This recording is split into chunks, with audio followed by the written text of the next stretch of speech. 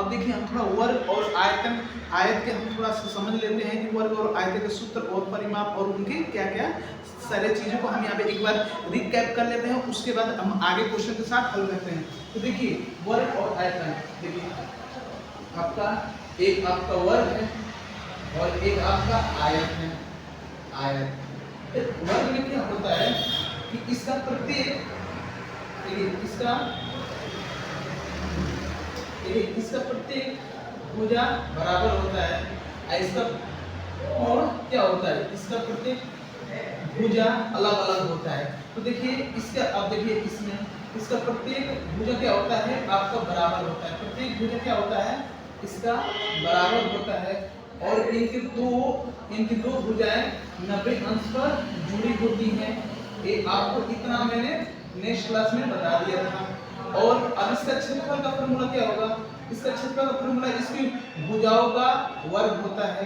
इसका परिमाप क्या होता है, परिमाप होता है आपका चारों भुजाओं को हम जोड़ देंगे तो हमारा क्या निकल जाएगा परिमाप, तो 4a होता है। इसका विकर्ण क्या होता है, तो इसका विकर्ण होता है आपका √2a होता है। इसी तरह इसमें क्या होता है, ये l होता है, ये आपका b होता है। इसको हम क्या बोलते हैं लंबाई बोलेंगे और इसको हम बोलेंगे चौड़ाई। इसको क्या बोलेंगे चौड़ाई। तो इसका पूछता है कि क्षेत्रफल क्या होता है, इसका क्षेत्रफल क्या होता है। देखिए इसके आमने सामने की भुजा क्या होती है बराबर होती है। इसके आमने सामने की भुजा क्या होती है बराबर होती है। इसका प्रत्येक कोण 90 अंश पर लाई करते हैं, एक दूसरे से जुड़ते हैं। इतना आपको पता चल गया होगा। अब इसका क्षेत्रफल क्या होता है लंबाई गुणे चौड़ाई। अब इसका परिमाप क्या होता है, परिमाप, ये परिमाप क्या होता है, परिमाप होता है 2, चारों भुजाओं को जोड़ देंगे तो आएगा 2l प्लस b होता है, l प्लस b होता है। और इसका विकर्ण क्या होता है, देखिए इस आयत का विकर्ण क्या होता है √l² प्लस b² होता है। तो इतना इसके बारे में हम पूरा समझ चुके हैं। चलते हैं इन पर क्वेश्चन लेके हम चीजों को सॉल्व करते हैं। एक बार इसको एक बार नोट कर लीजिए और चलते हैं इसके नेक्स्ट क्वेश्चन पर। देखिए नेक्स्ट क्वेश्चन किया दिया है एक आयताकार क्षेत्रफल का मैदान का क्षेत्रफल आपका 16 वर्ग मीटर है। यदि एक उसकी लंबाई 80 मीटर है तो उसका परिमाप ज्ञात कीजिए।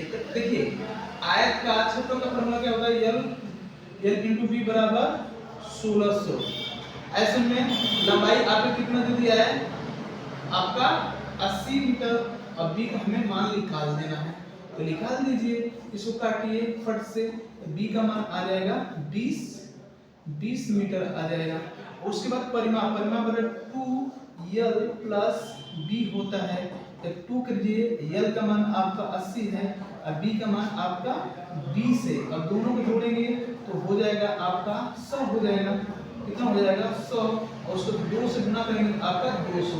इसका 200 मीटर इसका आपका हो जाएगा परिमाप। चलते हैं नेक्स्ट क्वेश्चन पर, इसको समझते रहिए। नेक्स्ट क्वेश्चन पे चलते हैं। देखिए एक वर्ग और एक आयतन का परिमाप समान है। एक वर्ग है और एक आयतन है, उसके परिमाप क्या है समान है।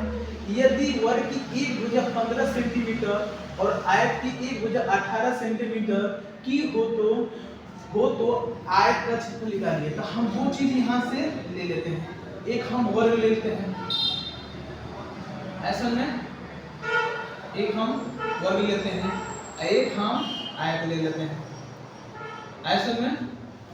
इस दोनों का परिमाप क्या है समान है। क्या है परिमाप, ये आपका वर्ग है एक आपका आयत है। तो ये दोनों का परिमाप क्या है, इसका 4a और इसका 2l प्लस b क्या है दोनों बराबर है। तो मतलब इसका परिमाप और इसका परिमाप दोनों का क्या है बराबर है।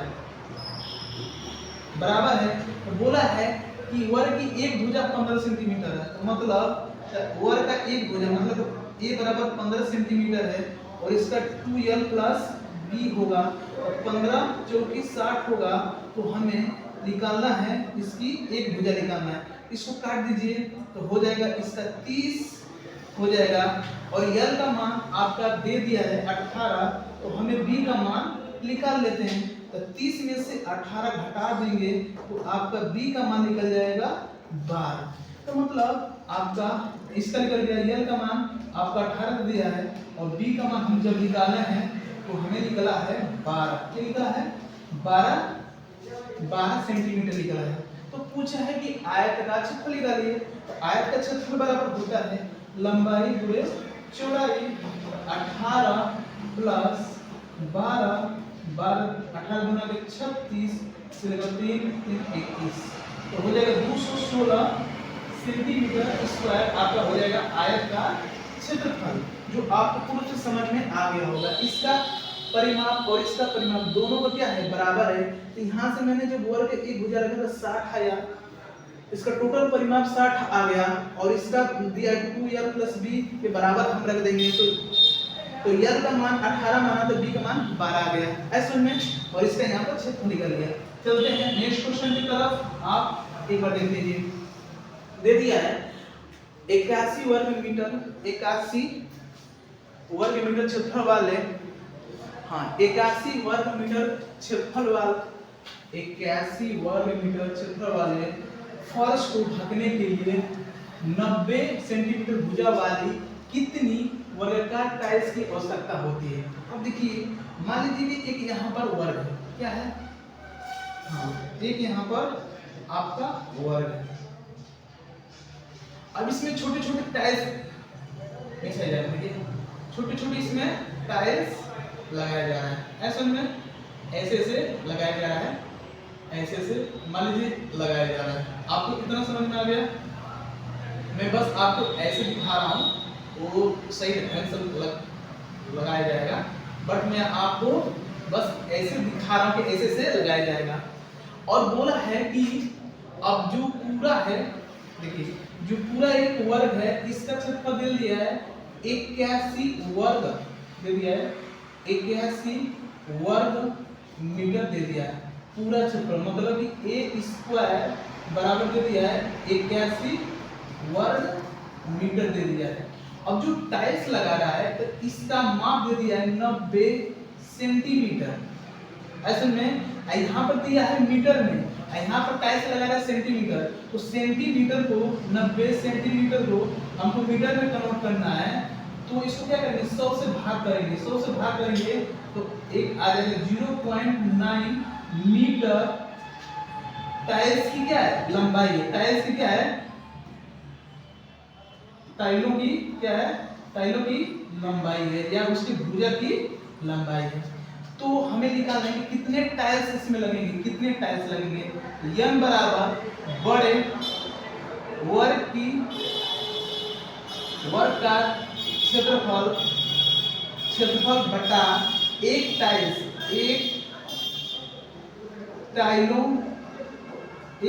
का क्षेत्रफल, यही आपका फॉर्मूला काम करेगा।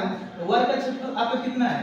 आपका 81 है, और आपके टाइल्स का क्षेत्रफल क्या लिखेंगे? 0.9 का होल स्क्वायर कर दीजिए, तो आपका निकला 81 बटा 0.81।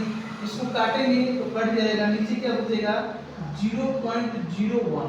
इसको हम 100 से गुणा करेंगे तो आपका टोटल टाइल्स कितने हो गए? 100 हो गए। कितने टाइल्स हो गए? तो टाइल्सों की संख्या आपकी हो गई 100। तो एक आपका क्वेश्चन था कि पूरे वर्ग को टाइल्स से वो करने के लिए हमें कितने टाइल्स चाहिए? फिल करने के लिए हमें 100 टाइल्स चाहिए।